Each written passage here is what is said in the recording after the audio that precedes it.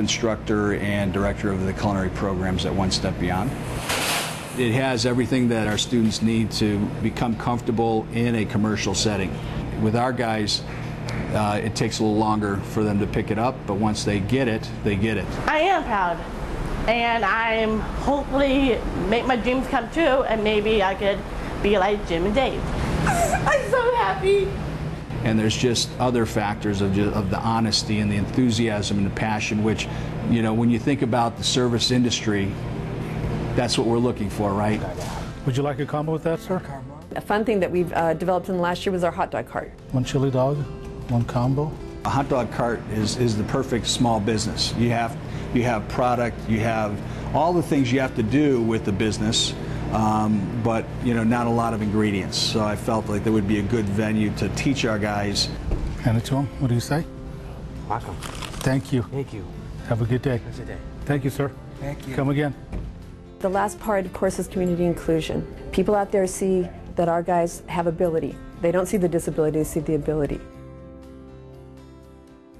Greatest thing I think I see is that I've seen so much acceptance of people with disability grow as our guys are out there, you know, waiting tables, doing the community service. Tolerance grows, acceptance grows, and they're you know, people start to realize they have talents that they can contribute. They're not the recipients of charity. They are real, true life members of our community, and they will contribute to it and make it better.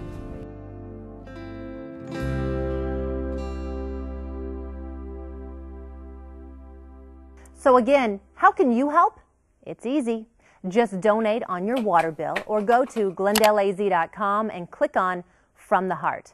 From jobs to hot meals to school clothes for kids, From the Heart is how Glendale pays it forward. We hope that these stories and this information will inspire you to also make a difference from your heart. I'm Julie Waters for Glendale 11. Thanks for watching. If they could pay it forward, because they do want to help. If they've been helped, they try to pay it back, and I think that's wonderful. Through that part of our work program, our guys give back to the community collectively about 5,000 hours of community service every year. We get to make new friends and play with other people, and we get to play sports in here. Hi Julian, I'm Christy. How are you? All right, you ready to do some shopping today? He walked back with his buddies, and you know, they're kind of feeling the backpack because it's locked up to see what it might be in there. So I think, you know, those types of things make it worth it. Okay, honey. All right. Love you. I love you too, honey. To see that happening, it's magic. It's wonderful, but it's all about connecting, just connecting people. Do you enjoy the meals? Oh, yeah. Not enough of it, but...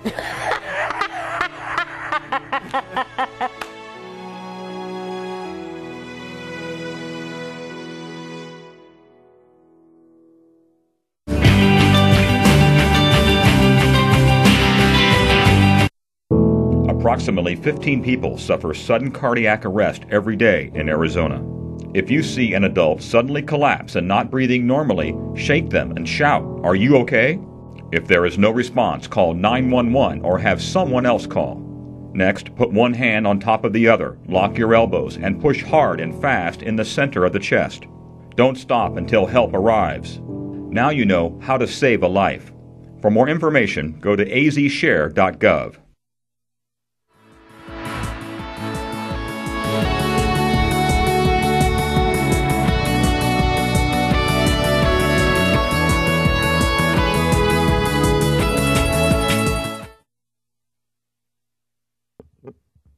Good evening. Welcome to the Planning Commission meeting of April 18th, 2013. My name is Robert Petrone. I'm the chairperson of the commission. The Planning Commission is a citizen body that's appointed by the City Council. The commission is empowered to make final decisions on certain matters, with those being appealable to City Council. On other matters, the commission acts in an advisory role to the council, with the council making the final decision. You will have an opportunity to address the commission during the public hearing portion of the meeting. Your testimony is appreciated and encouraged. The Commission acts from a written agenda. You would need to fill out a yellow speaker card and give it to city staff if you wish to speak on an item. Copies of the agenda and the speaker cards are located on the table just inside the main door to chambers. There are 7 members of the Planning Commission. Present tonight are from the Yucca District, Commissioner Aldama, Mayoral and Vice Chair, Commissioner Larson, from the Saguaro District, Commissioner Panilla, from the Beryl District, Commissioner Lennox, and from the Cactus District, Commissioner Johnston. Let the record show that all members of the Commission are present with the exception of the vacant seat from the Ocotillo District. The Planning Commission receives staff assistance and guidance from the Planning Division and the City Attorney's Office. Mr. Froke, would you please introduce the city staff who are present this evening? Gladly, thank you. Chairperson Patron, Commission. Recording tonight's public hearing across from me is Diana Figueroa, and to her right, we're doing some cross-training tonight, is Suzanne Ricard. So those two are assisting us this evening. To my right and presenting all 3 cases tonight is Remigio Cordero, planner. To my left is acting city attorney Nicholas DiPiazza, and my name is John Froke, and I'm the planning director. Thank you, Mr. Froke. Thank you. Ordinarily, we would go on to the approval of minutes, but since there aren't any, we'll let the record reflect such, and we will proceed. Mr. Froke, are there any withdrawals or continuances for this evening's agenda? None tonight, thank you. We'll move on to the public hearing items, seeing that there are none.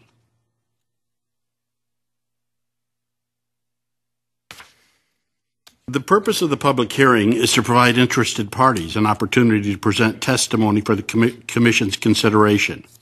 We would follow the same procedures for each item. I will call the application number and the name of the applicant. Staff will present their report and answer questions from the Commission. The applicant will be given the opportunity to make a presentation and answer questions from the Commission.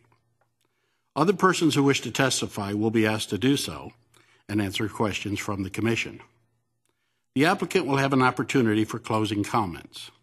Staff will be asked for any final comments on the application and procedural guidance. I will then close the public hearing and ask for a motion prior to discussion. You'll need to state your name and address for the record if you wish to speak on an item. Please be brief, to the point, and avoid repetition. I reserve the right to limit the length of your testimony. All exhibits shown to the Commission will become part of the permanent record and must be submitted for file. If there is a large group, it's advisable to designate a spokesperson. Applause or other disruptions which delay the hearing will not be tolerated. We have 3 public hearing items this evening. Our first agenda item is CUP 12-08, and Mr. Cordero will present the case. Thank you, Chairman. Good evening, Chairman, Patron, and members of the Commission. The first case tonight, CUP 1208, is a request by the applicant Paul Gilbert with Booths Gilbert, representing Arizona Auto and Truck Parts, for a conditional use permit approval to allow auto wrecking and salvage, storage and processing of scrap metals, and incidental commercial retail sales other than those otherwise permitted in the M2 Heavy Industrial Zoning District for the property located at 6841 West Northern Avenue. The property is located west of the southwest corner of 68th and Northern Avenues and is approximately 8.92 acres in size. The applicant is proposing to operate an auto wrecking and salvage yard that organizes inoperable vehicles by their make and model and allows customers to remove parts and purchase them on site. Vehicles will be parked on an asphalt surface. The hours of operation will be 7 days a week from 7:30 a.m. to 5:50 p.m., opening at 6:30 a.m. during the summer months. All uses will be located behind an 8-foot-tall split-face decorative masonry screening fence. Northern Pull and Save is also proposing to construct a 6,500 square foot building along with landscaping and an asphalt parking lot. A majority of this building will be utilized by the company as an office. The retail sales portion of this conditional use permit will include the sales of automotive parts, automotive accessories, and food and beverages that will be sold within 2,000 square feet of the proposed 6,500 square foot building. There will be 1,250 square feet dedicated of this building which is planned to accommodate a fast food restaurant with a drive-through window that will be operated by a third party. On November 8th, 2012, the applicant mailed 100 notification letters to adjacent property owners and interested parties. The applicant did not receive any response regarding the request. The planning department received one response in opposition regarding the request. A nearby business owner had concerns about the proposed use. Staff forwarded the email to the applicant in an attempt to mitigate the business owner's concern. The applicant contacted the business owner to discuss their concerns. The property owner did not have a concern with the potential business owner or proposed development. Rather, they had concerns with the clientele this use generates and how it will impact the surrounding area with them working on vehicles in the vicinity. The applicant assured the business owner that they will not allow customers to work on their personal vehicles in the parking lot. It was concluded that business owners' concerns could not be mitigated by the applicant. With regards to the findings for the conditional use permit, the proposed uses are consistent with the policies of the general plan and the purpose of the M2 zoning district. Auto wrecking and salvage, storage, and processing of scrap metals, as well as incidental retail sales other than those otherwise permitted within this zoning district are permitted subject to a conditional use permit approval. Approval of a CUP request will not have an adverse effect on the adjacent properties or surrounding industrial uses. The salvage vehicles as well as storage of scrap metals will be screened from public view, as well as fluids from all vehicles will be drained at an off-site facility before being transferred to this location. These vehicles will be stored on a dust-proof asphalt surface. The proposed building will be located a significant distance from Northern Avenue and will meet all setbacks set forth in the M2 zoning district. The applicant proposes 10% of landscaped area for this project, where only 5% is required in the M2 zoning district. The project site is 8.92 acres and provides ample room for the uses that will be conducted on this property. The site will provide adequate parking and circulation within the parking lot for its customers. Primary access is provided from Northern Avenue, which is considered a major arterial. This will be the only access point that will allow ingress and egress to the site. A public sidewalk is required along Northern Avenue in front of this project, as well as all applicable city departments have reviewed the application and recommended approval of this application.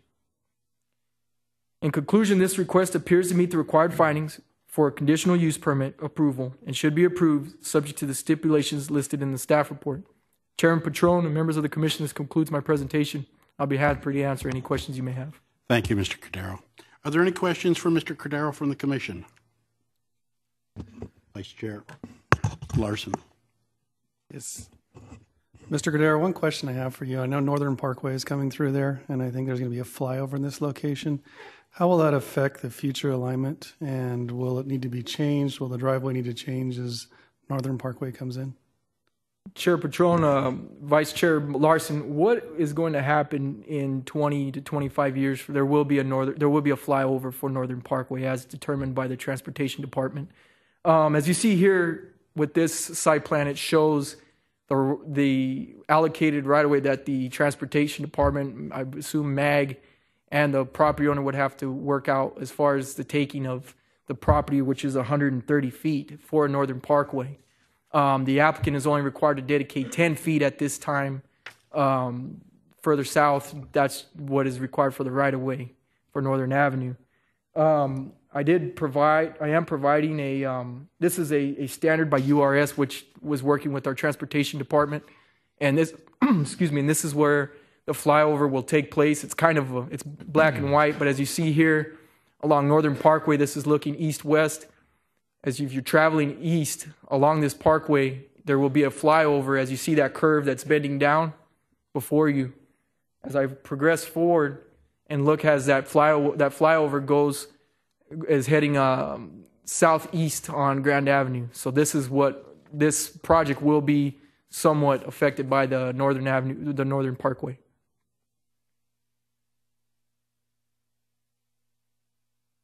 Thank you. Are there any additional questions for Mr. Cordero? Chairman, if I may. Commissioner Pinella. On the last bullet point on page 3, the indication is that this is going to be the only access point to allow ingress and egress. Have any additional access points been contemplated? Chairman Patron,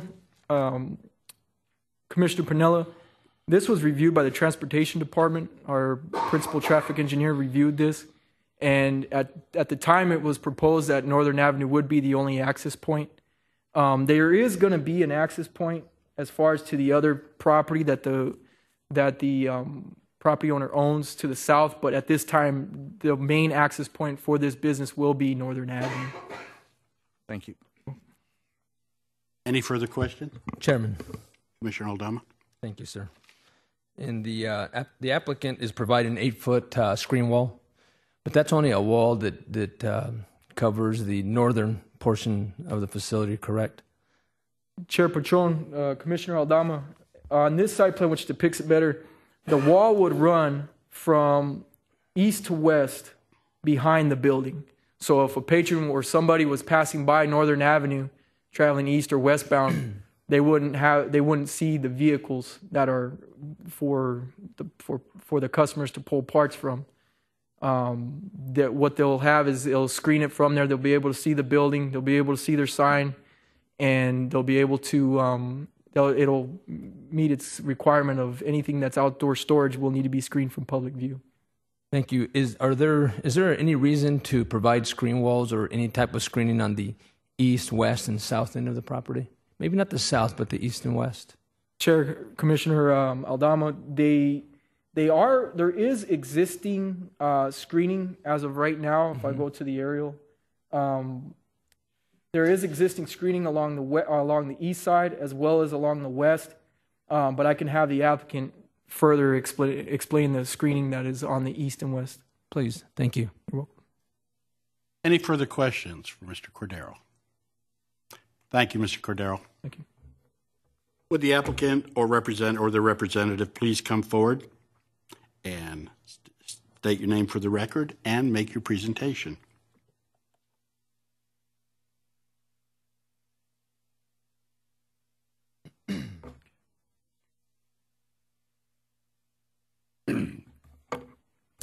Thank you, Mr. Chairman. My name is Paul Gilbert.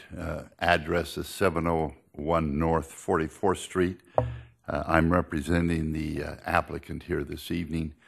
I'll try not to be redundant. I think the staff member has given you a very thorough and complete report. I'm pleased to note we're standing before you in the posture of a recommendation of approval. We also had an opportunity to have a work study session on this, and I think many of the questions were answered at that session. Let me just hit a couple of highlights, if I might, and then I do need to have a rather vigorous discussion with regard to two stipulations. With that predicate in place, let me just mention here that the owner of the property is Arizona Auto and Truck Parts. With us are Mike Pearson Sr. and Mike Pearson Jr. I'll ask them to stand. You can see what they look like. You can determine which is the senior and which is the junior. I'll not try to distinguish the two. This is a family-run business. Some of you at our work study session seem to be familiar with these gentlemen and their company. They've been in a continuous operation in basically this type of facility since 1919 and spans 4 generations. So you're dealing with people that are very solid in the community and have an impeccable past reputation. As we reason together on this application, I also want to point out to you, we own the property. So this isn't something that is contingent on zoning. We bought it. So you're dealing with the owners of the property here tonight. And of course, it's their intent to open up one of their self-serve auto recycling operations on the property, which will be named Northern Pole and Save. I want to focus on the fact that the property is already zoned. I'll repeat that. It's already zoned for heavy industrial, M2. And it's virtually surrounded, as you can see from the attachment, that we have heavy zoning all around us. So this isn't an area where we're coming in and asking for uses that are somewhat inconsistent with the neighborhood. The area has already been zoned and developed basically for heavy and vigorously permitted industrial zoning. Now, we already have the zoning. What we're asking for tonight are conditional use permissions. These are uses that are allowed in the district, but in addition to the zoning, the ordinance requires that we receive from you permission to have an additional conditional use permit. The three we're asking for are for auto wrecking and salvage yard. That sounds like a really evil, mean, obnoxious, terrible use. But that's what your ordinance says, so we're stuck with using that wording. We prefer a more euphemistic and more tender use. We refer to it as auto recycling because that's really, as we'll see in a moment, what's taking place here. Then we are also asking for permission for a use permit for storage and processing of scrap metals.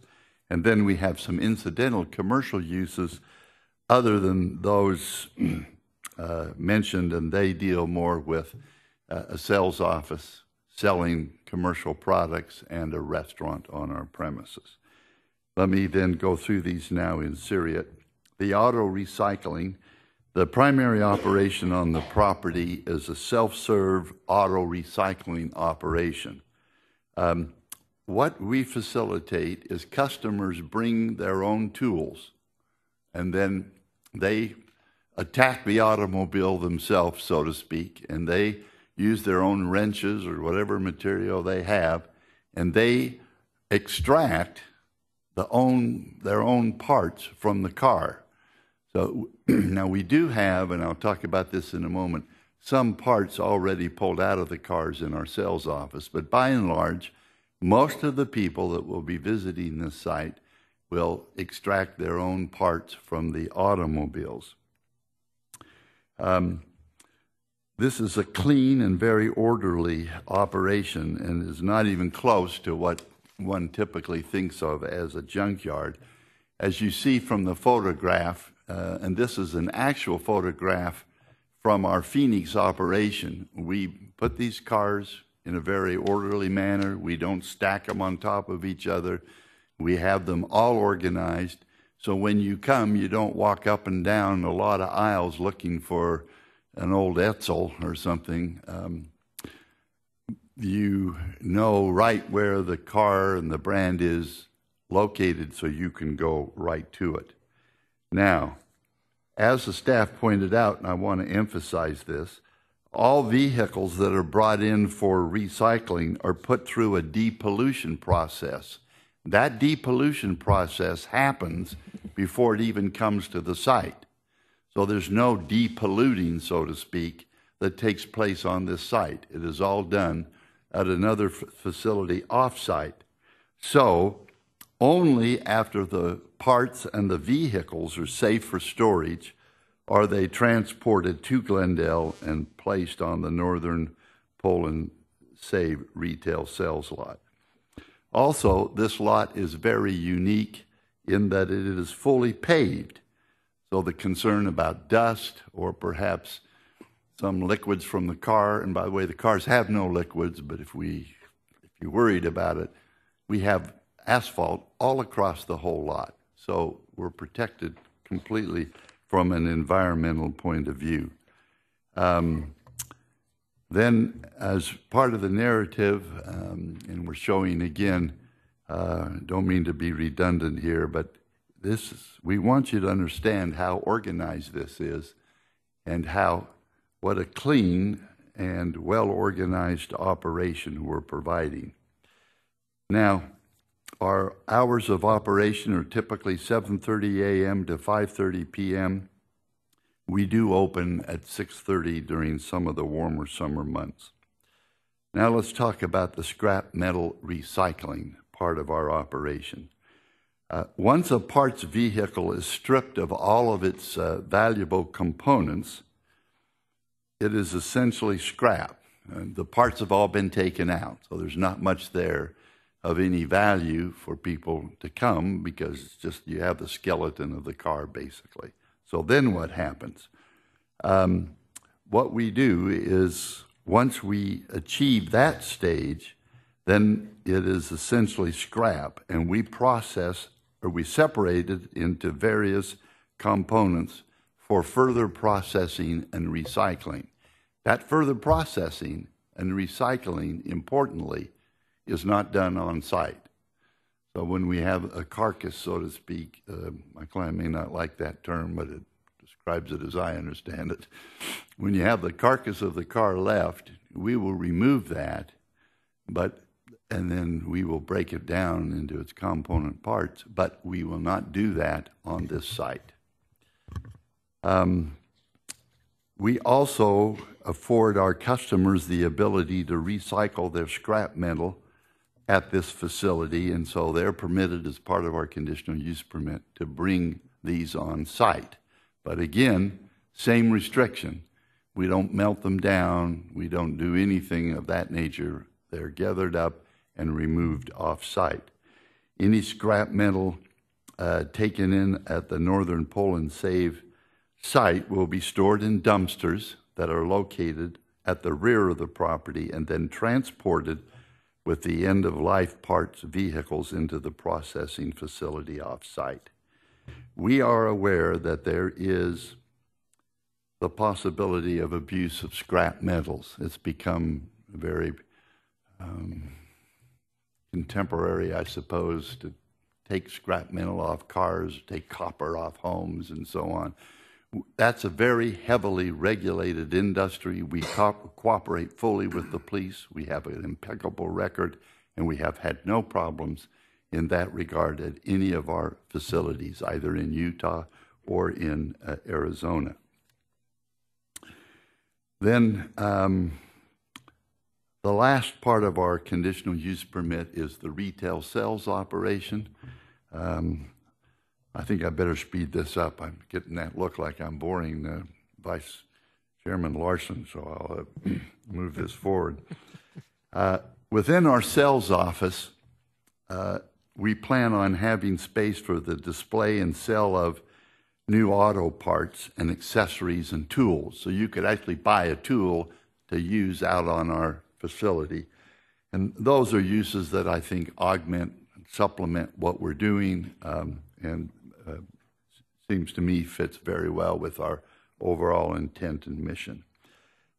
We also provide in our sales office an opportunity for our customers to buy beverages, snacks, and food, and then we're also providing an opportunity to have a restaurant on site.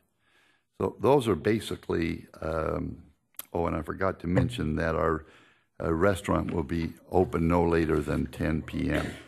So that's basically the conditional use permits that we are requesting as part of this process. I do want to clarify one point made in the staff presentation. We sent out 100 flyers. There was only one response, and that response was not in derogation or opposition of our use.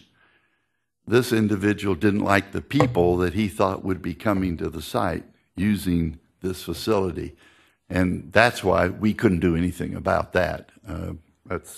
We're good, but we're not in a position to do anything in response to that complaint. So the fact that we sent out 100 flyers and basically had only one person complain, which was a complaint really not well grounded in our humble opinion. Now, let me address the stipulations of approval. It is here everything's been sweet and roses up to now. Everybody's in agreement. There are two stipulations that we take some major umbrage with, and I'd like to discuss each of those with you just very briefly. They are stipulations 3 and 5. Let me begin with stipulation 3. Our basic premise is that the improvements that are required by stipulation 5, which are street light and sidewalk, are unnecessary, and when Northern gets put through, are all going to be torn up and removed. So we are being asked to put in improvements that are not necessary or needed and are not permanent. And let me now break that down into more detail. You should be aware that we are required to reserve the front 65 feet of our operation to accommodate the Northern Parkway when it comes through. Without commenting on I don't want to get the city attorney concerned here, without commenting on the legality of that, we're not fighting that. We are cheerfully going to go ahead and reserve the 65 feet. So we're doing that. And then we've been asked to dedicate an additional 10 feet, which we also are going to do. So it isn't as though we aren't cooperating with the improvements that are required along Northern. Where we have the concern deals with the sidewalk and the street lights. Let me begin with the sidewalk. You see on that exhibit that, well, in fact, let me back up. There is very little pedestrian traffic that walks along Northern Avenue in this part of town. The uses that are there are basically not uses that accommodate pedestrian traffic.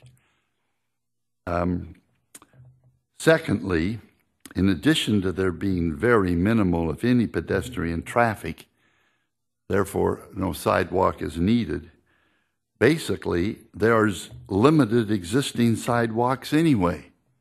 So if you will look up at that graphic that we have in front of you,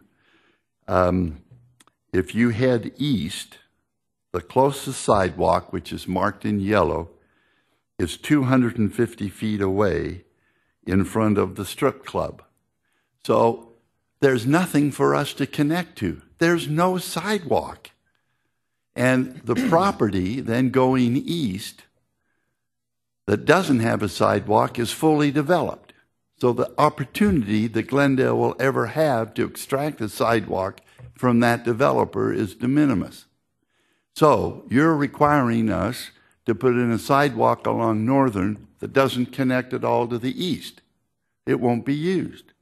The same argument exists with regard to the sidewalk to the west.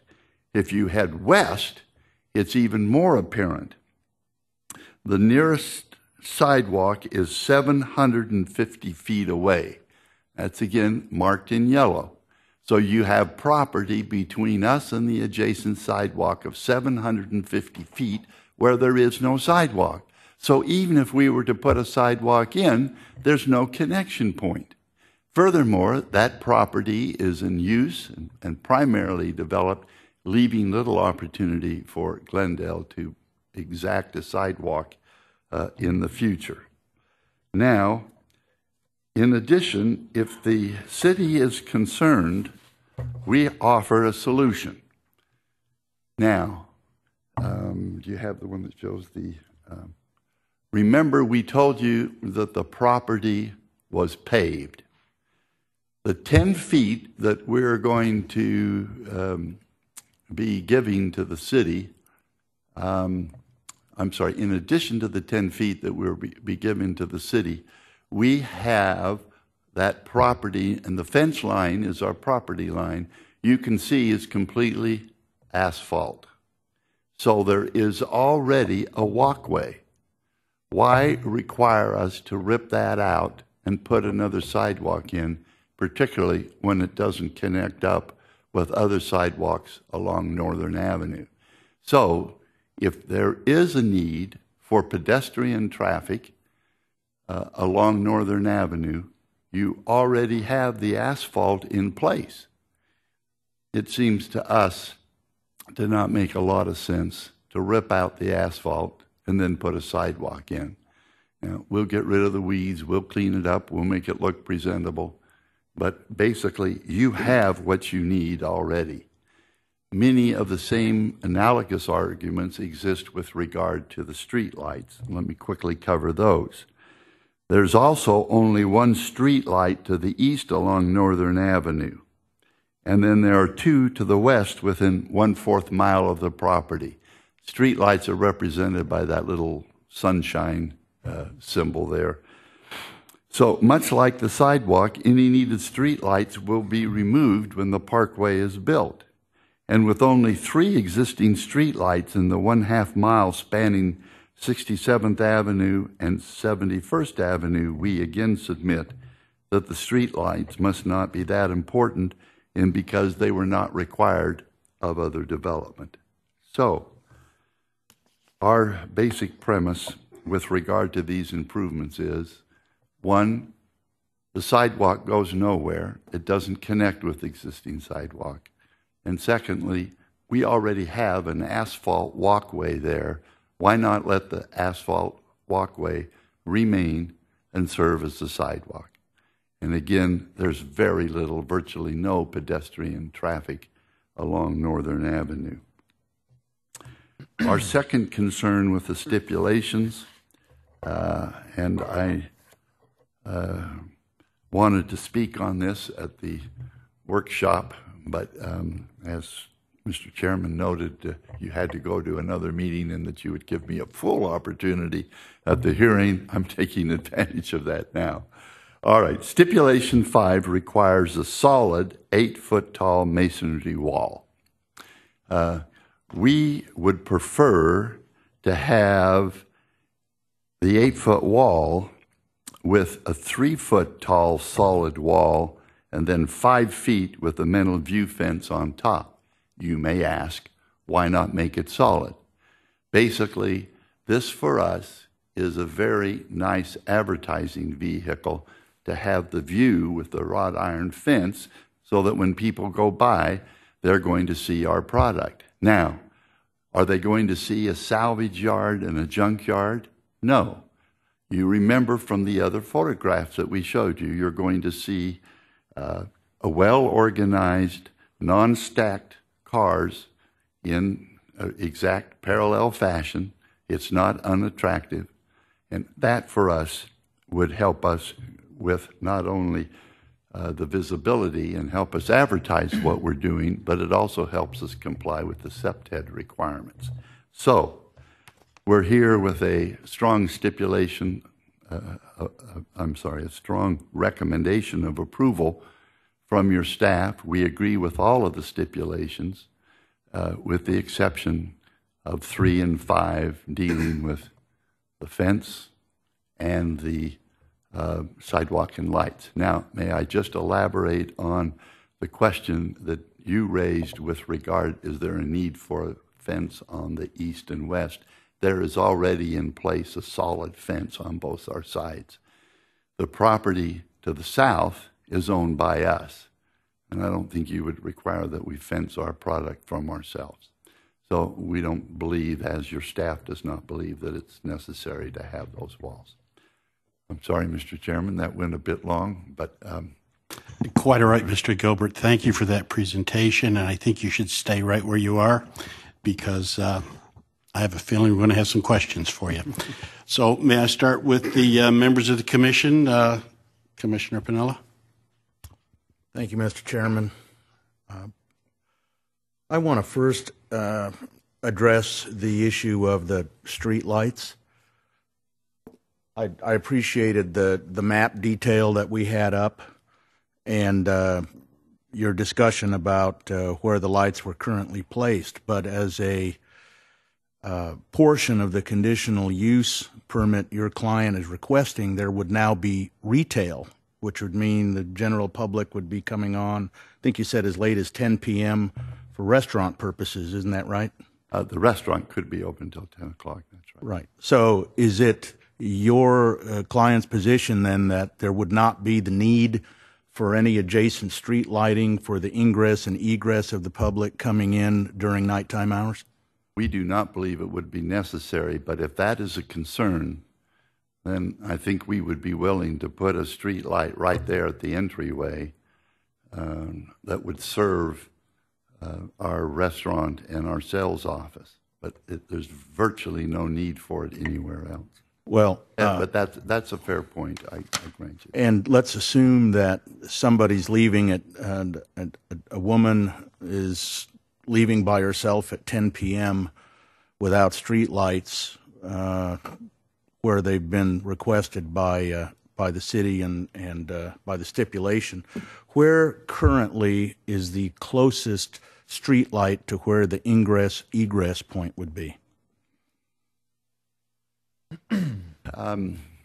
Yes, the nearest street light going to the west are, I think that's 70, how much?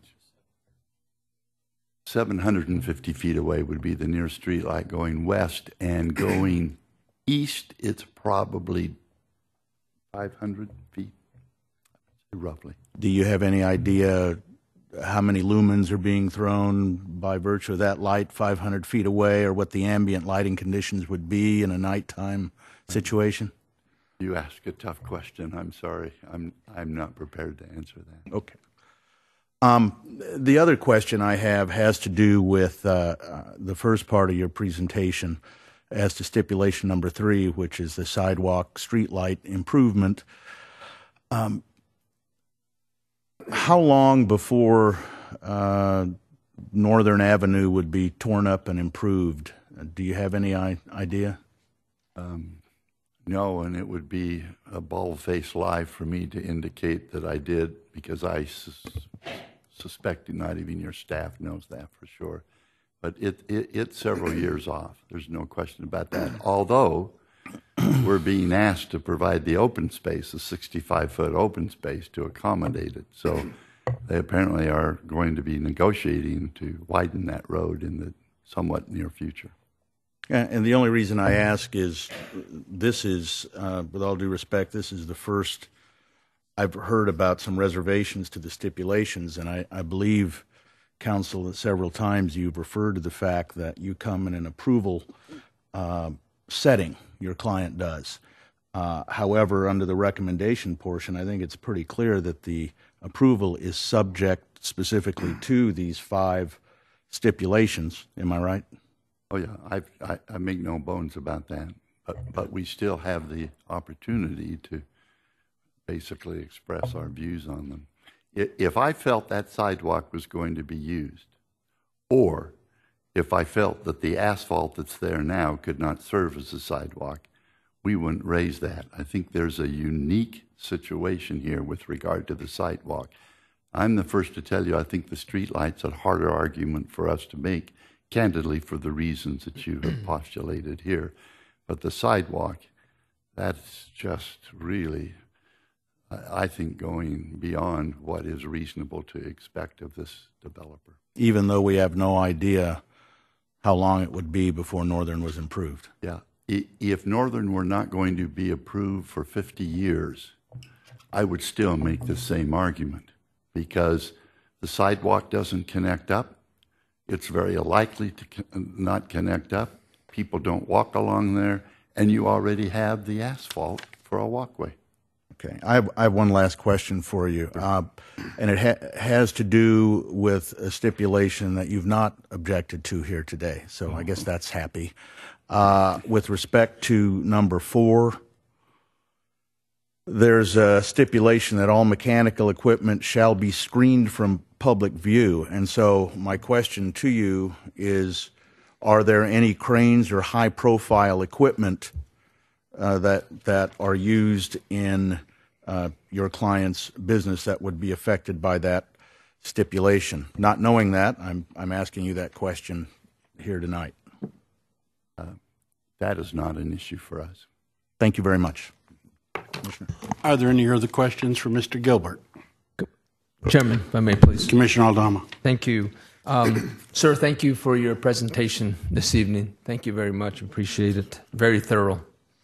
So you oppose the sidewalk, but so my question is, your client is in the business of attracting customers and also accommodating those customers. So I really feel that the sidewalk in place really accommodates them. Do you feel that? Do your clients feel that they won't be attracting foot traffic? You're in close proximity of neighborhoods and businesses that may walk to the facility to purchase parts that they can carry out in hand. Therefore, the city's request for the sidewalk would make a lot of sense. Mr. Chairman, Commissioner, first of all, 99% of everyone that visits our site, if not more, come in cars. So we virtually attract very little, if any, pedestrian traffic. Mm-hmm. But secondly, if someone from the neighborhood wanted to walk to our site, we are providing the sidewalk because it's fully asphalted. So we're giving them a clean, paved, adequate surface to walk in front of our facility. And if they wanted to walk to our facility, coming east or west, there's no other sidewalk, which I think underscores the point that there will be very little walk-in traffic coming to this facility. Also, I believe the sidewalk would provide, because the facility, the way it's being built and being proposed, has got some curb appeal, and I think the sidewalk would provide additional aesthetics. So I want you and your client to think about that as well. Okay. You're asking us to think about that? Consider that. Yeah, we will consider, but remember, we're also providing, as you saw, some landscaping along the front there as well. Absolutely. Thank you. Okay, my pleasure. Any further questions from any of the commissioners? Mr. Johnston. I'm interested in the safety rating of these facilities. Safety rating? Well, so I'm seeing the cars up on jacks, or look like hubs to me. The cars are setting up. And people are coming in and pulling parts off the cars. Right. So, I don't know, I'm looking at it thinking, wow, there's a lot of opportunity for someone to get hurt here. Oh, okay. You know, how is that controlled? All right. This is a tough group, Mr. Chairman. You ask a lot of questions that I'm going to have to defer that one to my client. Pardon me, and I'll just... Mm-hmm.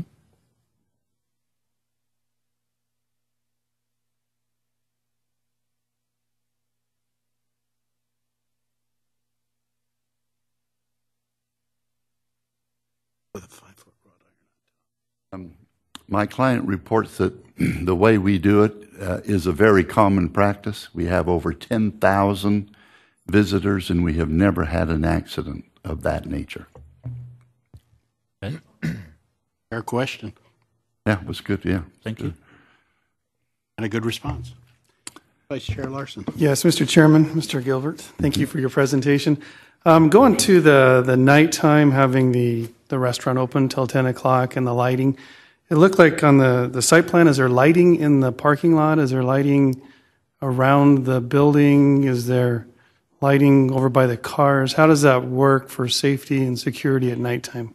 Yeah, at nighttime, to accommodate the restaurant, we will have lighting in the parking lot and lighting adjacent to the restaurant and sales facility as long as it's open. So the facility, I think, what is it, closed at 5 or that? Is that so that it'll be, no one will be working in the dark on the vehicles? That's correct. We close at 5:30. Now the restaurant, of course, will stay open until 10 o'clock, but we will have lighting there in the parking lot to accommodate the restaurant. Thank you. Anyone else with any questions?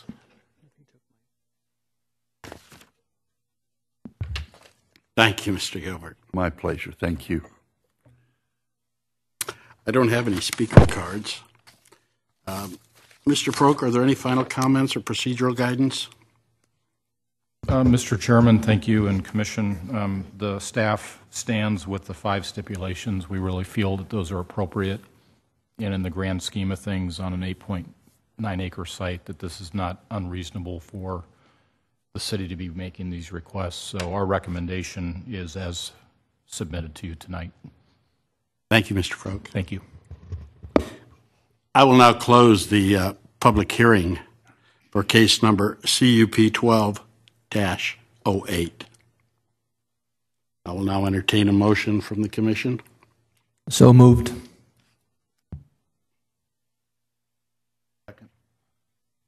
Are there any comments or discussions regarding KCUP 1208?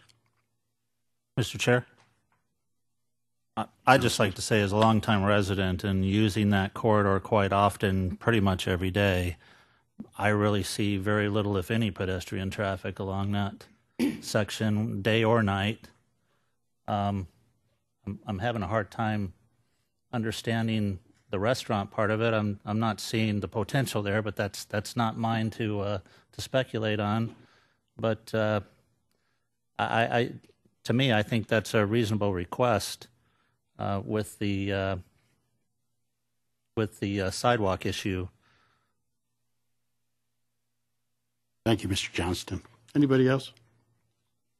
Yeah, Chairman, I look at number 5 on here and look at that fence, and you look at the neighborhood and some of the things that are already built out, and you wonder, what are we screening? And I know you want to screen and make it look nice, but I think Mr. Gilbert had a good point that this isn't your standard junkyard, and it'll be very well organized so that as people go by, they'll see something with a split block fence for, what do you say, 3 feet, and the rest being view fence. So to me, that seems to be a reasonable request. That's a subject I know a little bit about myself, and I know that's not a cost savings to them. The wrought iron, powder-coated wrought iron, and probably a pretty heavy gauge is going to bear a substantial cost to them, and I think probably greater than actually even a split-faced or a slump block. So I think, personally speaking, I would be inclined to accede to that. I think that that's reasonable for a business person to want. These guys aren't beginners. I think they know what they need to show out front. And I'm kind of in agreement on that. I think I could very easily go. They look very nice. A retaining wall and steel, and it benefits you. And I think that's a good thing. I kind of agree.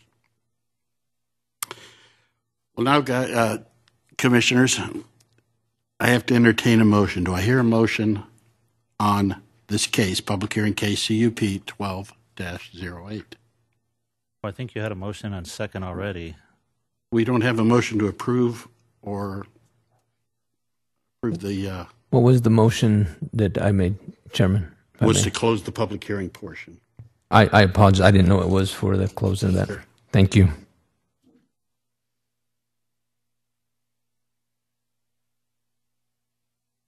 I'll make a motion that we approve CUP 1208 as stipulations show, except on stipulation number 3, removing the sidewalk, and stipulation number 5, instead of the 8-foot high split fence being with the, as shown in the packet, a 3-foot, or it's a masonry fence with a wrought iron screening fence. Yes, it's 3 foot, 5 foot. 3 foot, 5 foot for the screening, wrought iron screening. I'll second. I have a motion and a second to approve. And let me just clarify. The motion is to rescind the requirement number 3? Of the sidewalk only, not the streetlights. Everybody comfortable with that? That's what we're going to be voting on. Leaving the lights, Mr. Chairman. Leaving the lights, allowing the change in the wall, and foregoing the sidewalk. Correct. Can we vote on that? I'll do a roll call vote now. Commissioner Aldama? Aye. Commissioner Larson? Aye. Commissioner Panella? Aye. Commissioner Lennox? Aye. Commissioner Johnston? Aye. Chair votes aye. Chairman, the Planning Commission's action on a conditional use permit is a final action unless appealed to the City Council. An appeal may be filed by the applicant in writing with the city's planning department within 15 calendar days of tonight's action. Thank you, Mr. DiPiazza. We'll move on to the, thank you. The second case, next item, agenda item is case number GPA 13-01. Mr. Cordero will present.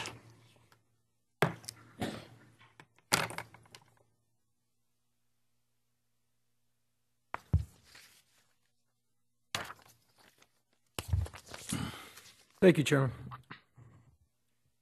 Good evening, Chairman, Patrolman, members of the Commission. The two cases tonight, GPA 1301 and ZON 1302, is a request by the applicant, Nagaki Design Build Associates, Inc., representing Sunshine Residential Homes, to amend the general plan on 2.47 acres from LDR, low-density residential, 0 to 1 dwelling units per acre, to OFC, office, as well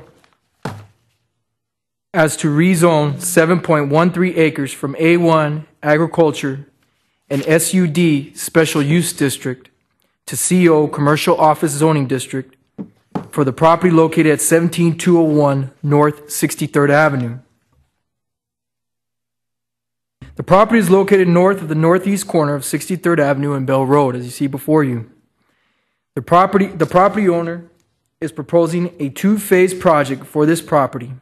The first phase will consist of a corporate office for Sunshine Residential Homes Incorporated that will be a total of 26,000 square feet in size. There are no plans for the construction of phase 2, however, the future use will be a commercial office in nature.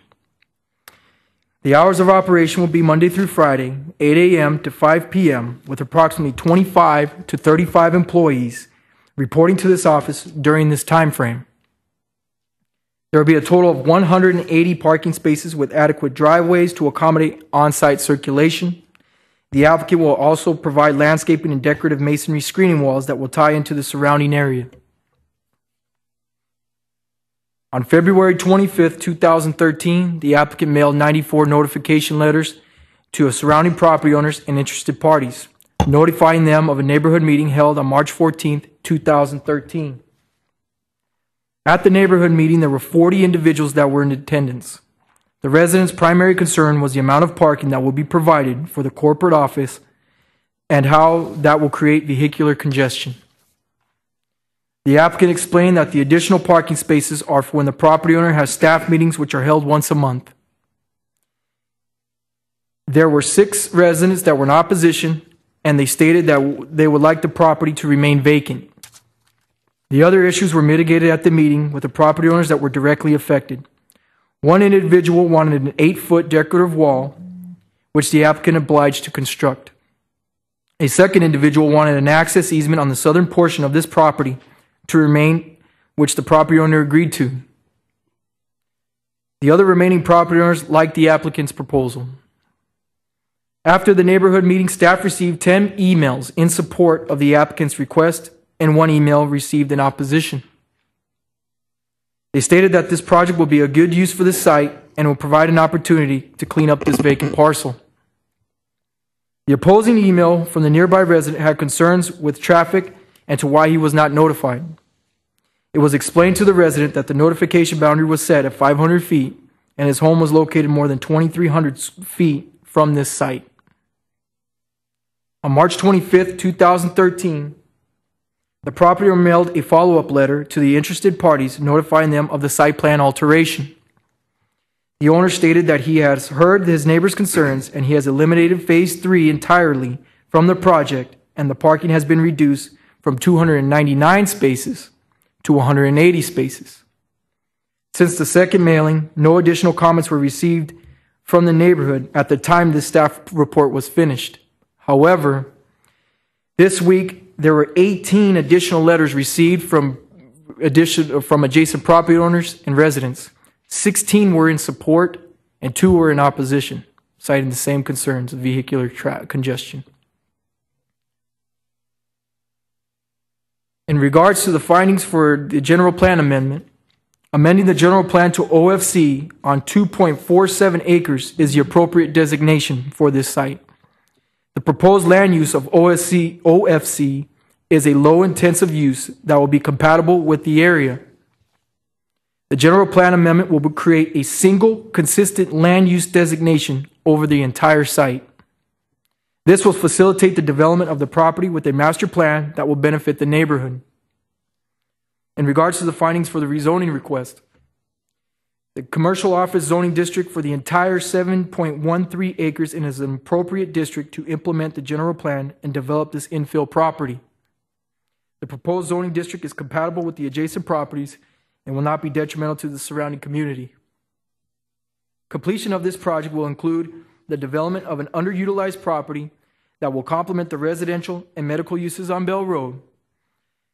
The proposed commercial office is a low-intensive use that also complements the residential and church uses to the north.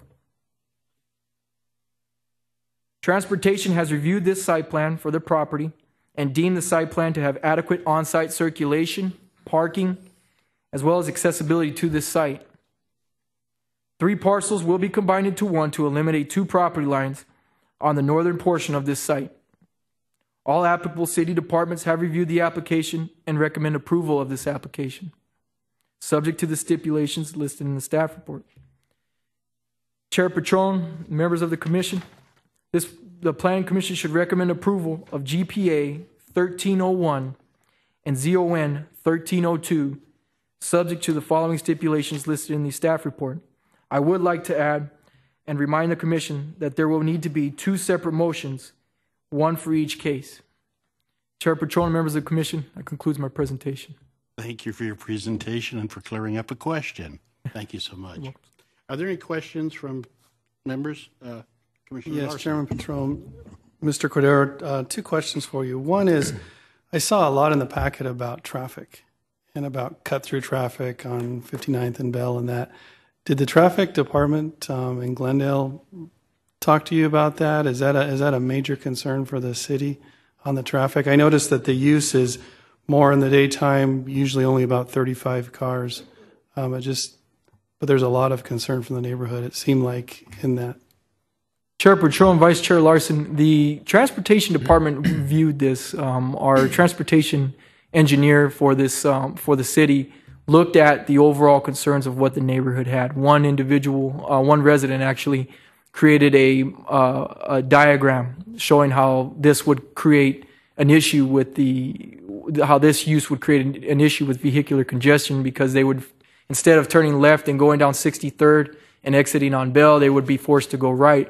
However, the transportation engineer for the city reviewed that diagram as well as reviewed the applicant's site plan and deemed that that would not be possible. It would be deemed that they would leave going southbound on 63rd and exiting onto Bell Road, either east or west. Okay. And the other question was, I think there's some confusion on number of parking spots and traffic required. I think it's once a month that they're going to have it during the middle of the day. But is that reducing the spots from 299 to 180? It kind of seems arbitrary. If they're going to be training that many people, why did they reduce the parking? And were they just over parking in the beginning? Chair Patron, Vice Chair Larson, I'd like to defer that question to the applicant as to why they reduced the parking from 299 to 180. Thank you. Any other questions? Chairman, and it may be that I have to wait for the applicant, but Phase 2 and Phase 3 have been eliminated or put off to the future? Chair Patron, Commissioner Aldama, there is, I'll go down to the next site plan. On the site plan here, there is only proposed 2 phases instead of what was 3 before. The applicant initially proposed 3 phases for the site. He then heard the concerns of the neighbors and reduced from 3 phases to 2 phases. And as mentioned to Vice Chair Larson, if any questions as far as why he reduced the parking from 299 to 180, I'd like to defer that to the applicant as well. Please, yeah, and it would be for the applicant. Thank you. You're welcome, sir. Any other questions? Thank you, Mr. Cordero. You're welcome, sir. Would the applicant or the applicant's representative please come forward, state your name for the record, and make your presentation.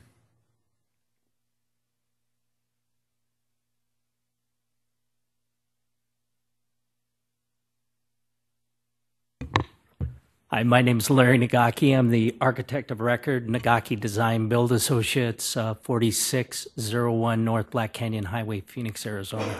I have with me Kara Hawkins. She's the program manager. Hi, my name is Kara Hawkins. I'm the program manager for Sunshine Residential, address of Sunshine 10555 North 58th Drive, Glendale, Arizona 85302.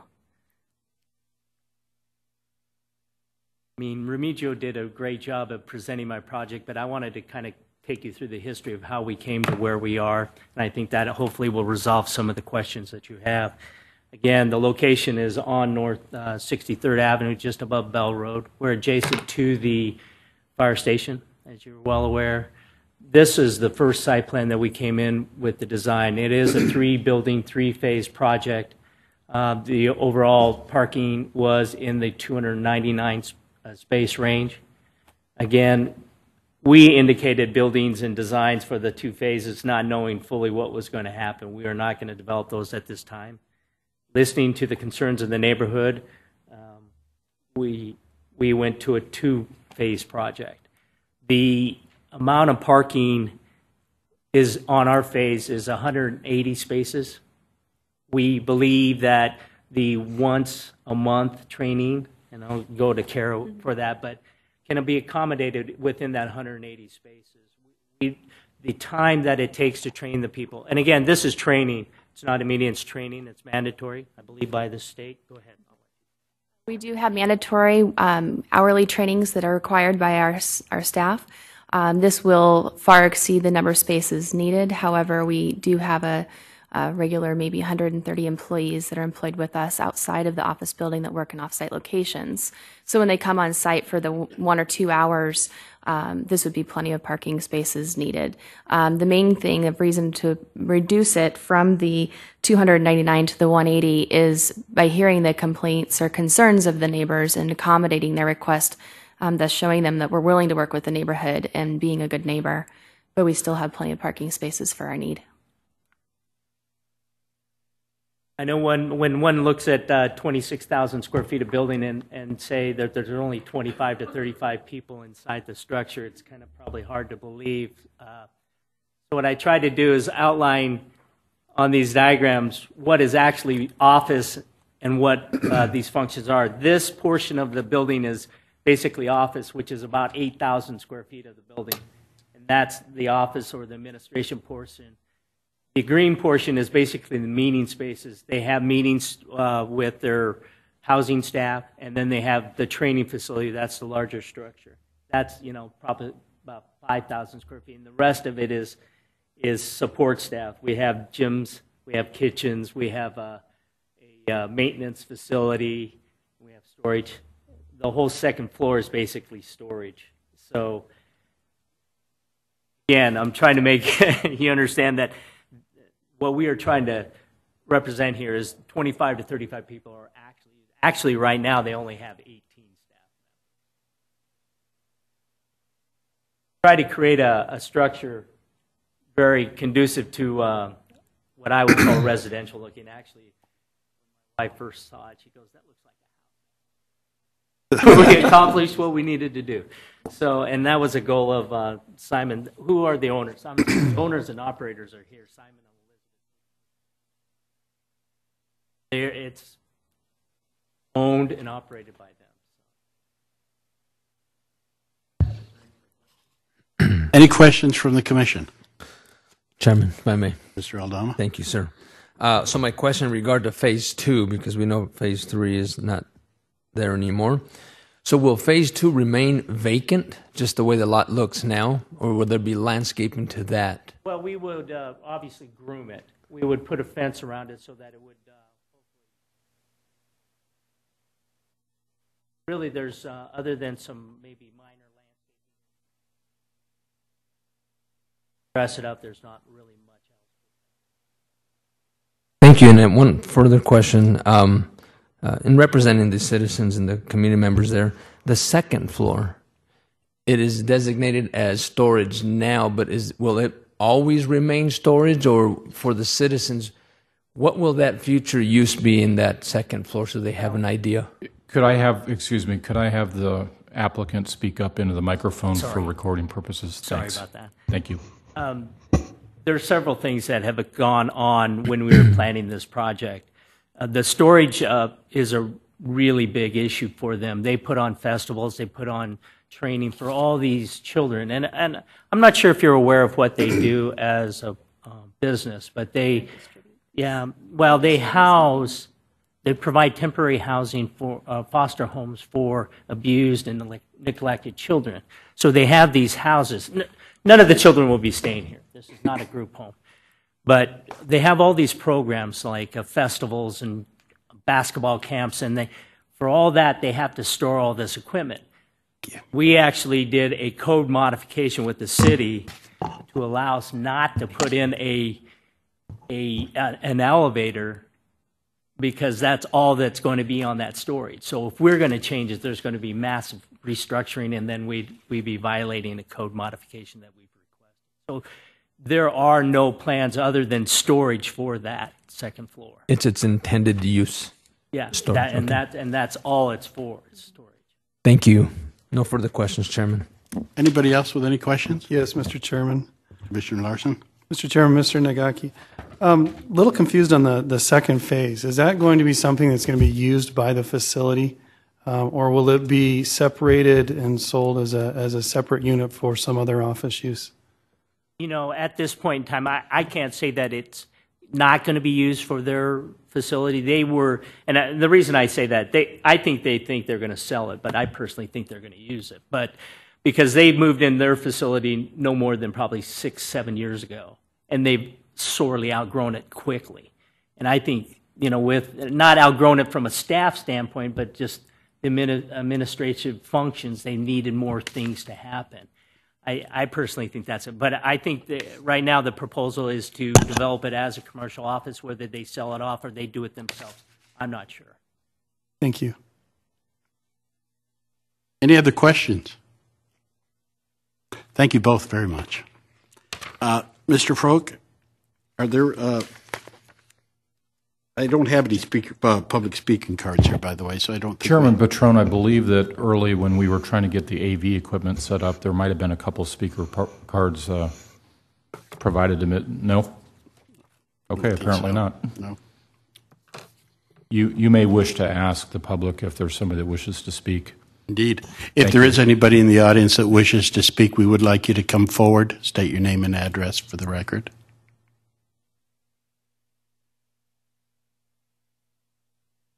I believe we have somebody making their way forward.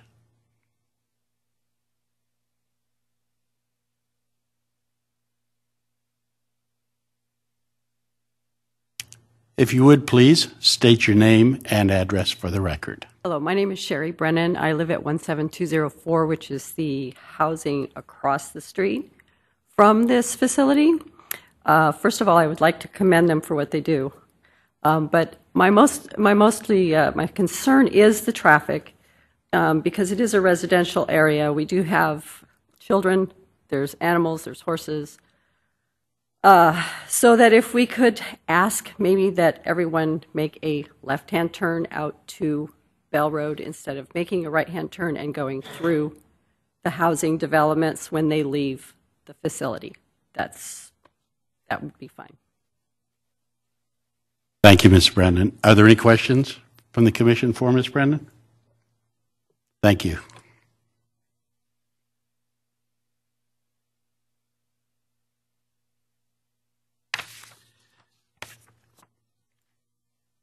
Good evening. Hi. My name is Monique Williams, and I am, well, let me give you my address first, 10 West Minnesota Avenue, Phoenix, Arizona 85013. I am one of 6 assistant program managers at Sunshine Residential Homes, and I'm more so just speaking in agreement with the application, and also a bit more to the purpose of what we do here at Sunshine. I know that there has been some kind of concern, as was just mentioned, about the inconvenience that we could bring as an organization, the inconvenience of the traffic, the inconvenience of those who will be coming in and out of the organization. I would, however, like to raise those inconveniences and just kind of challenge them with the intensity and with the power of what we do as an organization. It might be inconvenient for us to be there as a structure or as an organization, but it is also inconvenient for our children who are pulled out of their homes in the middle of the night most of the time to be cared for by strangers. It's inconvenient for them to be left on the side of the road, neglected. It is inconvenient for them to come into our organization, sometimes almost unrecognizable because of dehydration, because of malnourishment. It's inconvenient for them as well. Unfortunately, our growth really is a manifestation of a larger problem in our society, which is our neglected and abused children. However, it is our response to their needs. So we are growing because we're responding to the deeper need that our kids are bringing and challenging us to meet. So I just want to encourage anyone who has any kind of doubt to understand the depth of our work. Many of us bring a faith-based perspective to what we do here. We deeply, deeply believe in what we are accomplishing with each and every child. Sometimes it is successful. A lot of times it is not. But I certainly believe it is better than building a hospital for the kids that are hurt, or building a prison for the children who are said to be at the end of their road, or building a cemetery.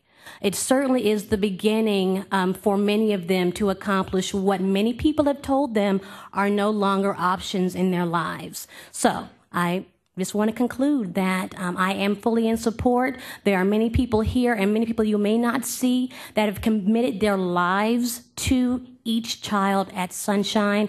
I commend them now and forever. I honestly can say I would not be in this industry or anywhere else near this industry if we did not have the Sunshine way of caring for the children in our community. Thank you. Thank you, Ms. Williams. Does anyone have any questions for Ms. Williams? Thank you again.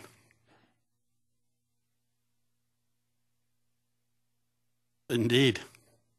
I want to address the lady's comment about the traffic. I did meet with Chris Lemke, the transportation engineer, and we did discuss doing a left turn only at the entrance, so that no right turns so the traffic would not go into the neighborhood, and we're more than willing to do that. We will do pavement markings, we'll have signage, and to direct the traffic the way. Hopefully that'll help address those issues. I'm sure that's what Ms. Brennan was hoping for. Great. Well, once again, as I thank you for this, your client has been more than solicitous, and this applicant has been more than conscientious, I think, in trying to recognize the concerns of the neighborhood. And I see time and time again through this process where they have made adjustments and modifications in order to be a good neighbor. And after hearing Ms. Williams speak, we have a good sense that they'll be a very good neighbor for the people of that community. Are there anybody else would like to come up and speak? Please do.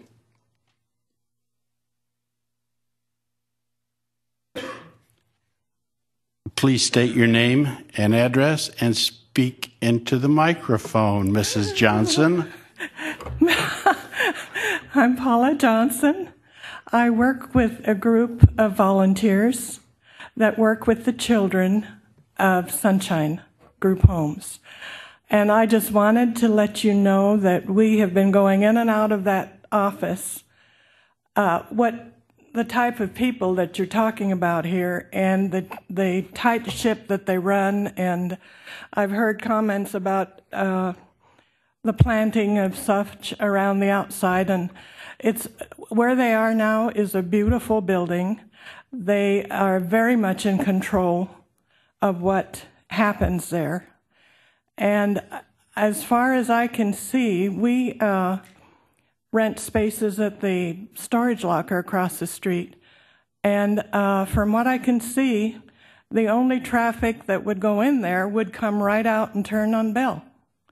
So I can't imagine it hurting anybody in the homes, which if I lived up there, I would be concerned. But I can't imagine it bothering anyone that way. Everything there at that corner is business. So I think it would be an asset to have an office building there, and especially the type of business that he has, because, as I said, he's got a beautiful building and runs a very good operation. Thank you, sir. And how do you know my name? I've known Unum Cotton for 20 years. I thought that was you. Oh, my goodness. Hi. Thank you so much, Mrs. Johnson. Are there any questions for Mrs. Johnson? Hi. Yeah. Any questions? Thank you so No? much. I'd like to stay and visit if you. Thank you. Is there anyone else that would like to speak? Please come forward. State your name and address for the record. Joseph Longo, 17608 North 62nd Drive. Actually, I own one of the 4 1 acre lots just north of that egress road they're going to do. And my concern would be just that road be shut off, because I could see like 200 people there and they all want to get the heck out of Dodge, you know. And that's the rural residential properties on the north side of that property they're doing there. And I think I talked to Regio on that road. I guess it's mainly going to be for fire access, but I would just be more concerned of like when people break rules, you know. They're going to go out, when you got 100 people trying to leave at once or something, and they utilize that road. I plan on building a house on one of those lots, so, I just want to, that's my only concern. I think what they're doing is a great thing and all that, but, the traffic's the big thing, A traffic concern. You just don't want like 200 cars leaving on their meeting day, going down that, half of them going down that road and whatever, you know what I'm saying? Well, does the concession that they had made, does that not address the concerns you have? Well, we talked a little bit about it and wasn't sure. Mr. Cordero, go ahead. Sheriff Patron, if I may, the Transportation Department reviewed, as well as the Fire Department reviewed the circulation for this site. That northern driveway isn't going to be used for employee access, as Mr. Nagaki can further speak on it. It's mainly for just for fire access only, but I can defer the rest to Mr. Nagaki. Case, I have no problem. Great. Thanks for speaking, and thanks for settling that, Mr. Cordero. You want to go? And, I'm going to be a pain. Not at all. Chairman, actually, sad part about doing design is that, like yesterday, you can see the elevations were not colored. Decisions on colors were made yesterday. I had to get Remigio the presentation on Tuesday, so things are, so as of yesterday, that northern drive is actually going to be closed off. We're not even going to use it. So the only access on and off this property will be off of 63rd. Well, that's even better yet. And then we still, I know you can't see it here, but we still have the appropriate turning radiuses for the fire truck access throughout the property, so they can get in and out of that location without using that north entrance. So. Thank you, Mr. Nagaki. Chairman Patron, I know in some cases where you have large churches that hold, big meetings, a lot of times when they have those large groups get together for conferences or whatever it might be, the church themselves or the organization provides some traffic control. So possibly the organization could have someone to make sure there's no cheaters going into the community. I think that would be a simple thing. Have them wear an orange vest or something and stand out there and just make sure they're making those left-hand turns. Actually, I know some staff members would probably be really good at that. So, yeah, and it'd probably be an orange vest with a bat. So, but yeah, I mean, obviously, we want to be good neighbors. So anything we can do to control the traffic not going into their neighborhood is important to us. That was an excellent suggestion, Commissioner. Is there anybody else who would like to speak or have any questions for Mr. Nagaki? Chairman, I'd just like to make a comment, not to anyone, just a comment to the organization, if I may, sir. Go ahead. just to the Sunshine Residential Home Organization, I have personally no reservation as to the business you conduct on that property. In reading your pamphlet here and going over your website a little bit before I came to the meeting, you guys do a fantastic job with children and provide a great service to those kids. I just wanted to just voice my opinion in that I have no reservations as to what you guys do.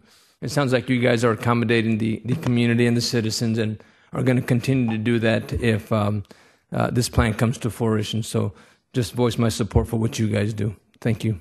Thank you, Commissioner. Any other questions or comments? Mr. Froke, are there any final comments or procedural guidance? Chairperson Patron, sir, did you want to speak? You have a yellow. Oh. It appears we have a couple more speakers. Oh, I'm sorry. Sorry about that. Sure. Good evening, gentlemen. Hi.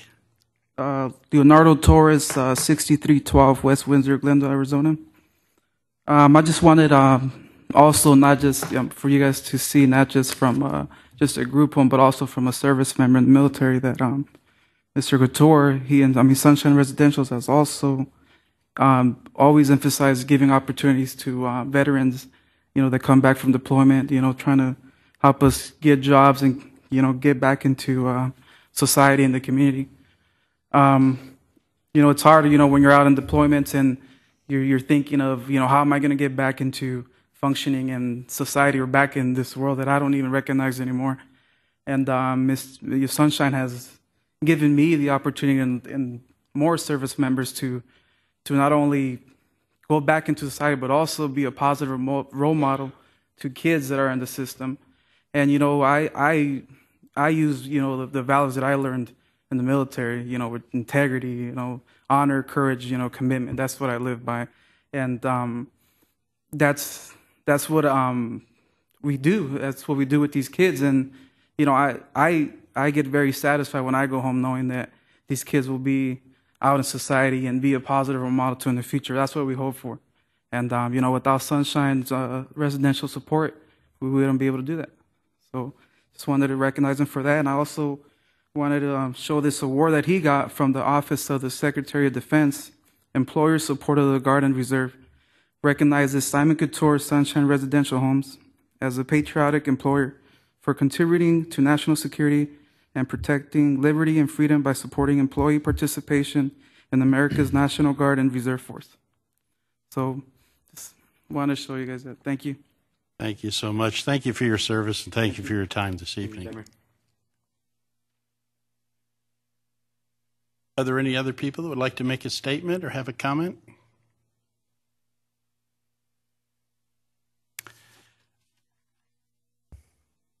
Just briefly, gentlemen, I know this is getting kind of late here, but my name is Nick Alcacer. I'm one of the house managers for Sunshine Residential Homes, so I'm actually one of the off-site employees.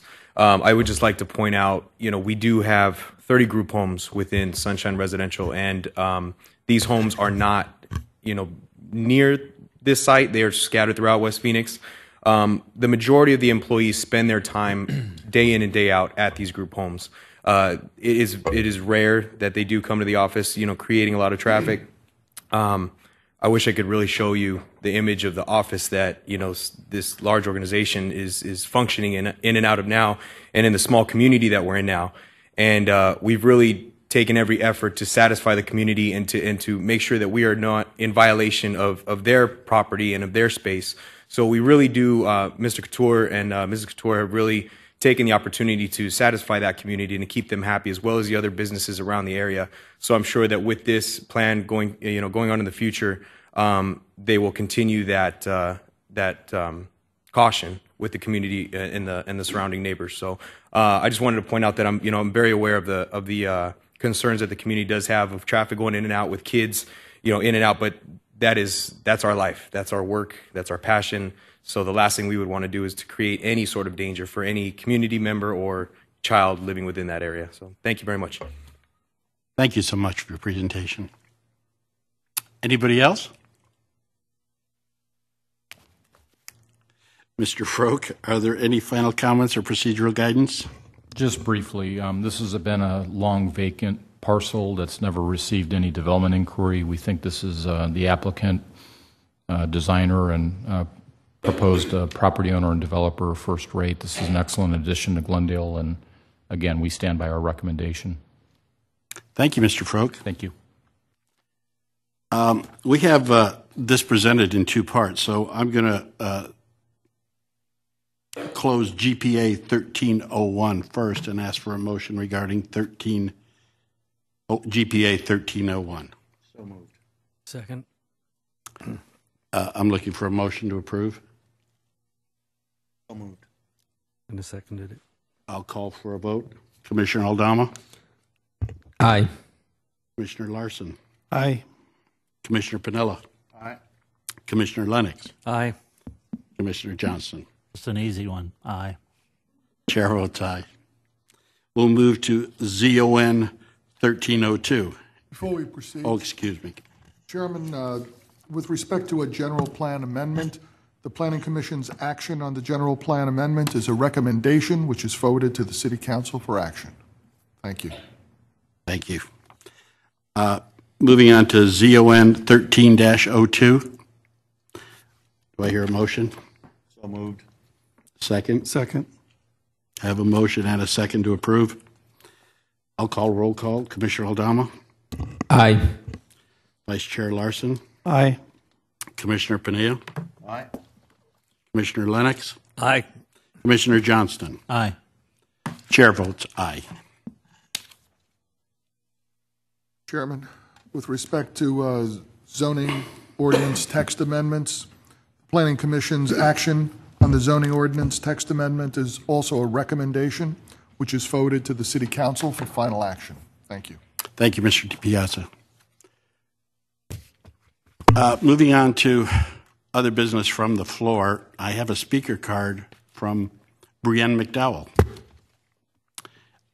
If there's anyone that would like to speak, or if she would like to speak, please come forward. This is not a regular agenda item, so the commission cannot take action at this evening. However, items may be added to a future agenda.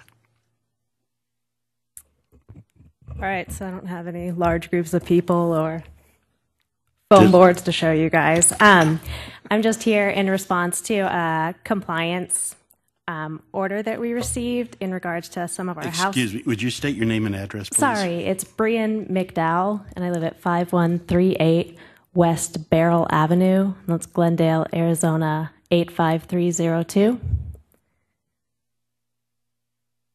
Thank you. So it was in response to a compliance order that we received about some of our house pets. We recently purchased 3 chickens for our 2-year-old son. When we received the compliance order, we went and started to look to see where it was that we were out of compliance. We're in a zone that's zoned R16, which does permit household pets. According to Glendale's definition, household pets are small animals which are customarily kept as household pets or which are generally trainable and readily adaptable to urban residences. Household pets may include a small domestic animal as well as other non-traditional pets and exotic animals. In addition, just the dictionary definition of a chicken, for those of you that weren't aware, is a common domestic fowl. And the definition of a fowl, if you want to take it one step further, is a bird. There we go. English lesson over. So I guess my first argument would just be that the definition was written vaguely enough to be open to some interpretation. So I'm not really here asking you to change any zoning ordinances or definition, really just to interpret it with the vagueness with which it was written and allow us to keep our household pets for our 2-year-old son. That's all I got. Thank you, Ms. McDowell. Any questions for Ms. McDowell? Thank you again. And actually, in addition, there's nobody that lives behind us, but our 2 neighbors, they're just fine with it. I guess if that would be one of the major concerns, would be neighborly concerns. Thank you for your presentation, Ms. McDowell. Am I all done? All right. Thank you. Are there any planning staff reports tonight, Mr. Froke? Just one, but before we move on from the other business, if we could get the residents' contact information on that yellow card. We'll follow up with her as appropriate. Thank you. With respect to planning staff report, just briefly, an announcement for the commission that a week ago yesterday, the Arrowhead Cadillac of Glendale broke ground by the Van Tile Group. It's the basically it's the location on the northwest corner of Bell Road and 83rd Avenue, about an 8-acre site. The Van Tile Group will be developing that with a very quick construction schedule, plan to open and be ready for sales Thanksgiving weekend. So if you're in the market for a Cadillac, you don't have long to wait in Glendale. Also, the Olive Marketplace, Mr. Cordero has presented a number of items to the commission at 51st and Olive over the last few months. The latest phase of that is under construction. There's a Circle K I haven't seen it yet personally, but I was told this morning by the developer that Circle K has broken ground. The same developer advises that he has the next phase coming forward, and you'll see more construction activity at Olive Marketplace, so that is good news. Thank you, Mr. Froke. Thank you. Are there any comments, suggestions from the commissioners? Seeing as there are none, if there's no further business, I will now entertain a motion to adjourn. So moved. Second. I have a motion and a second to adjourn. All those in favor say aye. Aye. We're adjourned.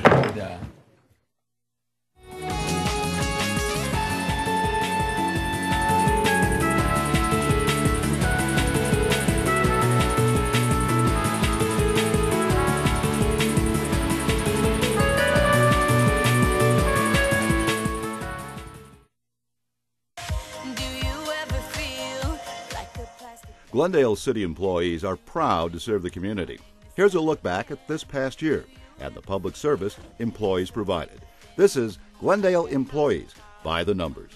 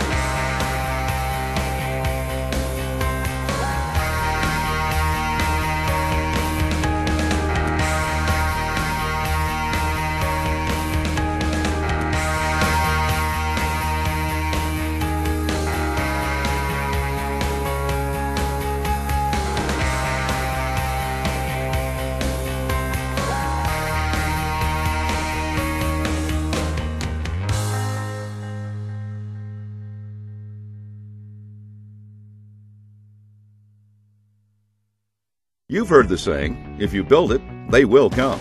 Well, here we are, Glendale and the West Valley, a destination built around NFL and college football action. Edge of your seat hockey plays, the crack of the bat, and NASCAR thrills. Don't forget, shopping, one-of-a-kind restaurants, golf, hiking trails, lakes, and crown jewel hotels and resorts. It's all here, designed just for you. Glendale and the West Valley. Give us a call. We'd love to tell you where to go.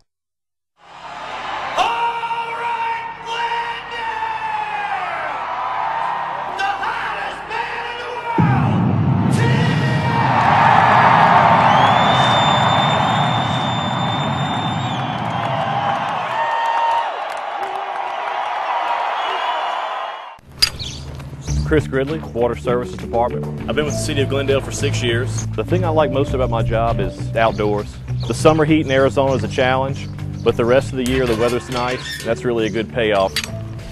Morning. Morning. It's very rewarding for me to work with such a great team of guys who are all committed to providing quality service. Every time we open a meter box, it's always an adventure. We never know what we're going to find inside.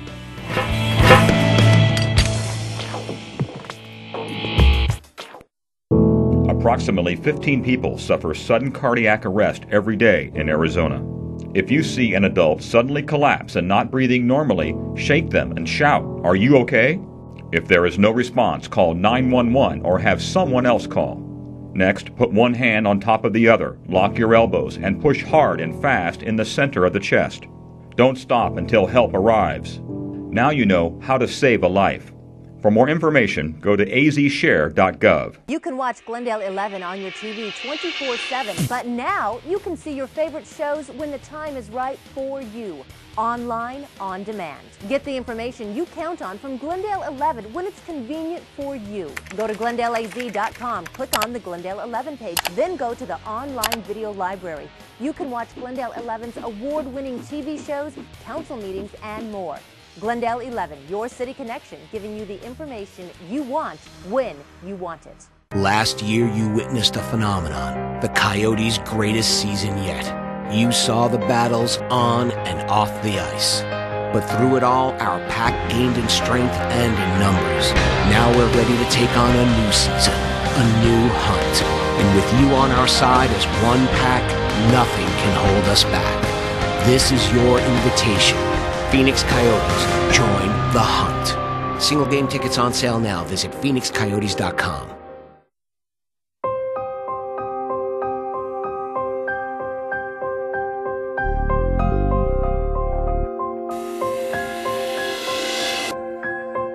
Public safety is really important to me. I care about the safety of our drivers on our streets. And our goal is to have the safest streets for driving. Of course, the safety of our residents is the utmost concern of ours.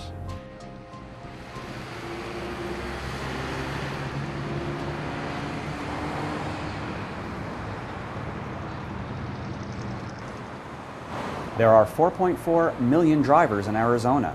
Nearly 1 million of them are over the age of 60. That number will continue to increase as the baby boomer population ages, a population that is more active than ever. It's just a really good sport. You get the competition and the adrenaline rush. And I like to go to the gym and work out for an hour. You can walk in the dog twice a day and in a couple of pool leagues here and there. Being a baby boomer is a unique opportunity. All right, we're off. We're off. Nice talking to you. Have a good day. But like other generations before them, they are not immune from the effects of aging. We're getting older. Our eyesight is deteriorating. You're tired at the end of the day after you bowl 3 games. Surprise is listed as one of the top retirement communities in the United States. So we expect that we're going to have a growing elderly population. And we have an issue where we have an aging population. And in Mesa, nearly 20% of our population is over the age of 60. These communities are not alone. In fact, by the year 2020, more than 20% of the population in America will be over the age of 60. That shifting population pattern will have many effects on our communities, one of which involves transportation. I've been driving since I was 16. It would be a very big inconvenience not to be able to do it. We have a lot of baby boomers that are here in Arizona, and we know that they're going to be driving longer, their health is better, and it's important that we have safety on the streets. Oh, that's not it. Ah! Oh my goodness, I went through a red light. I was concentrating on looking at the street.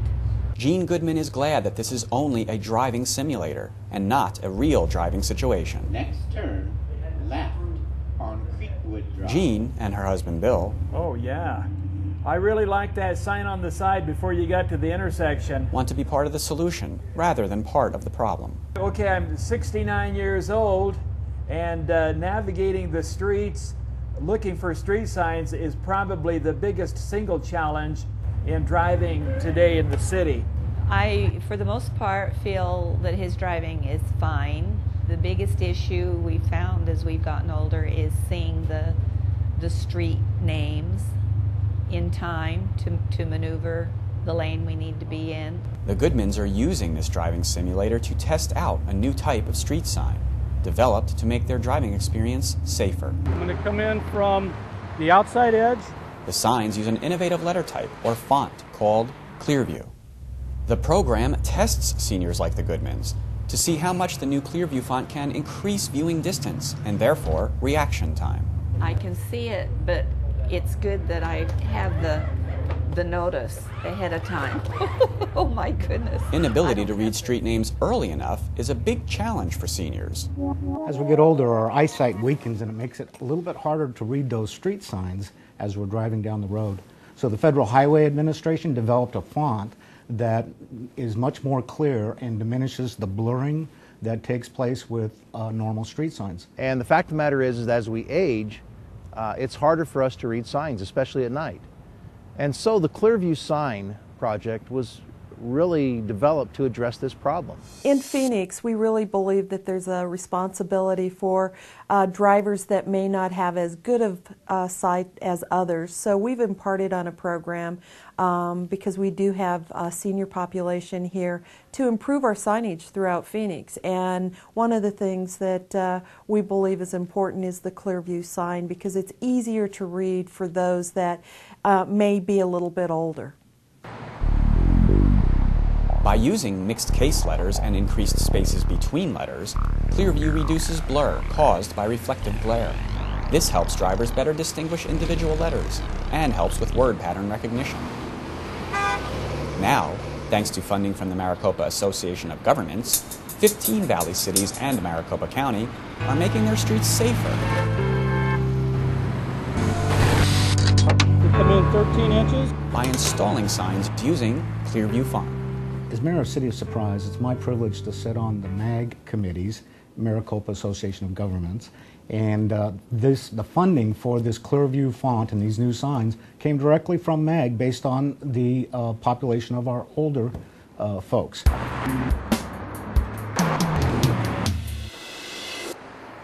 Primarily, what people notice is the signs are bigger. The Clearview font is... The MAG Safety and Elderly Mobility Sign Project resulted in a distribution of $400,000 to cities and towns to upgrade their road signs to Clearview. One of the great things you can see about the Clearview signs is that they have good spacing between the letters.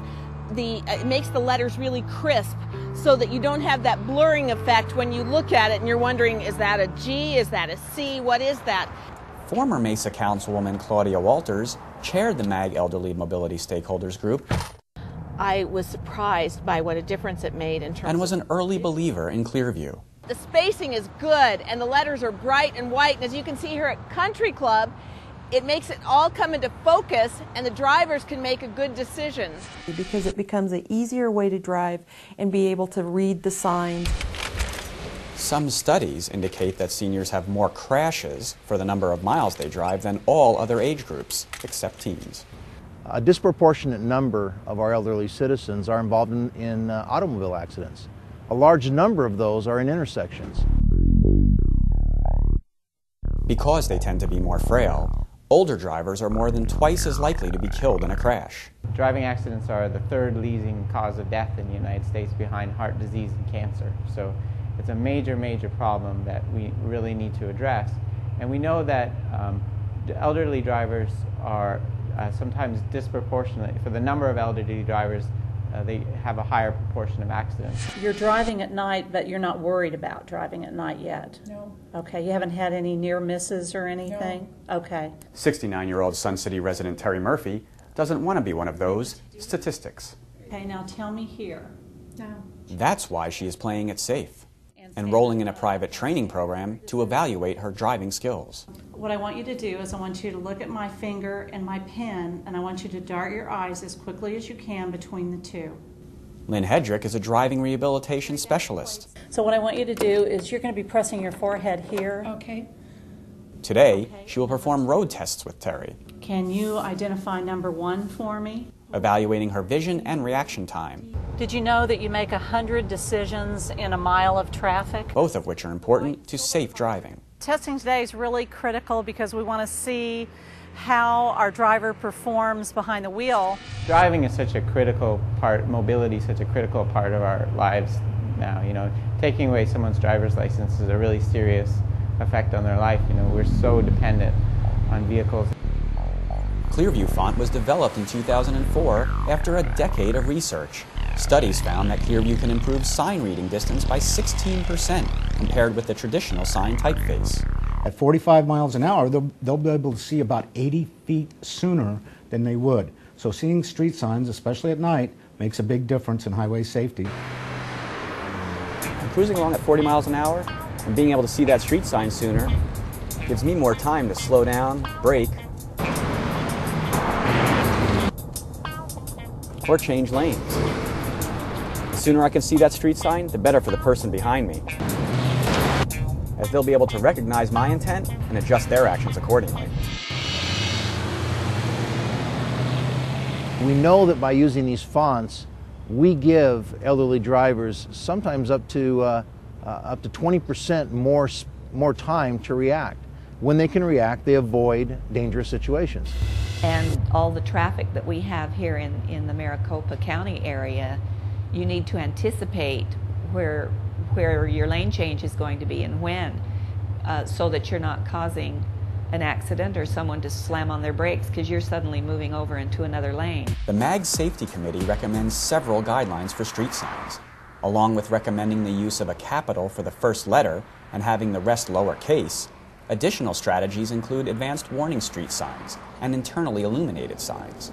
Again, the idea is for motorists to see signs sooner so they can process information faster. In 2004, MAG formed a safety committee. They believed that for transportation, they believed that it was important to take a look at issues such as the Clearview signs, and that's one of the things that this committee was tasked with. And from that, we've come up with recommendations that cities are beginning to enact. The City of Surprise is pleased to work with other communities throughout the county. When one of us identifies a problem or an issue, we work together on a regional basis to address that problem and to bring creative solutions to all. Today I'm finishing up a sign, which is the Broadway sign, and what we're going to show is the difference between the Highway C font and our new Clearview Highway font. Workers at this Mesa City sign shop are busy designing and fabricating new Clearview street signs.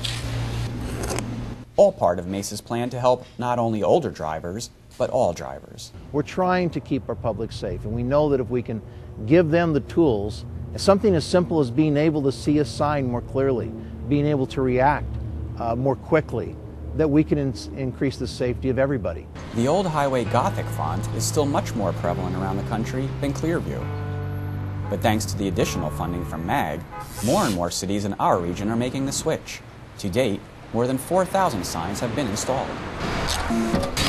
And 21 inches to the top. Each community makes individual decisions regarding sign colors, illumination, reflective materials, and letter size. As mayor, one of my primary concerns is about the safety of our residents. Last year, I'm sorry to say, we had 7 fatal accidents in Surprise. With this new font, I believe that we're going to reduce that and that the streets are going to be safer for everyone. The overall goal is to have a safe driving experience, and whatever we can do to improve that is very important to us as a city. At the end of the day, by using the Clearview fonts, we have safer streets and a safer population. And that's what it's all about, is keeping our citizens safe.